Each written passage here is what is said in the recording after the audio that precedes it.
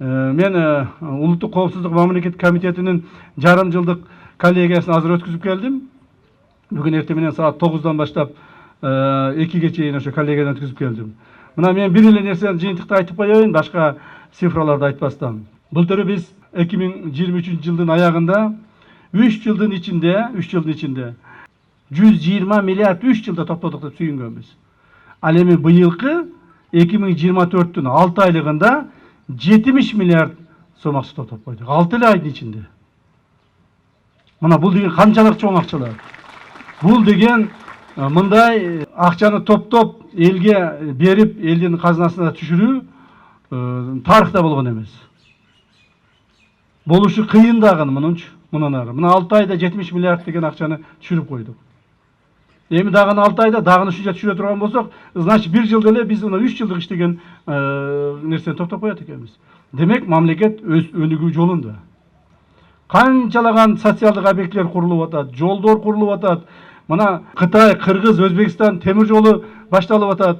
Эртең августта урматтуу президентибиз Садыр Кожоевич Кытайга барып, Пекинде Си Цзиньпин, Мирзиёев үчөө ошол жерде башталышына кол коюшат, старт беришет. Камбарата бир курулуп атат. Мына ошол Кытай, Кыргыз, Өзбекстан жолу 5 миллиардтын тегерегиндеги доллар акчага болуп атат. Тигил эмебиз, Камбарата бирибиз. Бул дагы бир 4 миллиардтын тегерегиндеги акча болуп атат, доллар акча болуп атат. То есть мамлекетте бүт бардыгы жыла башташты. Азыр мурда билесиздерби, жумуш жок деп эле бардыгыбыз жумуш издейт элек.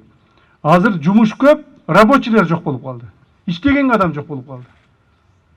Себеби жумуш ордулары түзүлдү. Мамлекетте акча пайда болду. Пайда болгон акчаларды экономикага жумшап атабыз. Пенсиялар көтөрүлүп атат. Мына кече жакында эле өзүңүздөр билесиздер, президентибиз ушундай жарлыкка кол койду. Эң аз алган пенсия 6,5 миң сом болду окшойт чамасы. То есть ушунун негизинде, урматтуу аксакалдар, урматтуу тууган уруктар, биз ушул реформаларды колдошубуз керек. Бул дүйнөгө эмнеге келебиз? Жакшы жашоо үчүн келебиз. Алла Таалабыздын алдында таза жана жакшы жашоо үчүн келебиз. Жакшы жашоого сиздер татыктуусуздар. Канчалаган эмгекти кылдыңар. Мына могул жерде аксакалдар отурат. Баарыңарды көрүп атамын. Кыйналган турмушту өткүздүңөр. Кыйналган жерлерде өткүздүңөр. Азыр мына айыл жерлерде мектептер курулуп атат, жолдор курулуп атат. Силерге шарттар түзүлүп атат. Бул жөн башталышы гана. Кудай кааласа мына башталышы гана. Мындан ары дагы бир 2-3 жылдын ичинде мамлекет кыйла бутуна туруп, мамлекеттин бюджети триллиондон ашып кала турган болсо, bir 10 milyarddan ар жакка жылып кала турган болсо, ал экономиканы эч ким токтото албайт.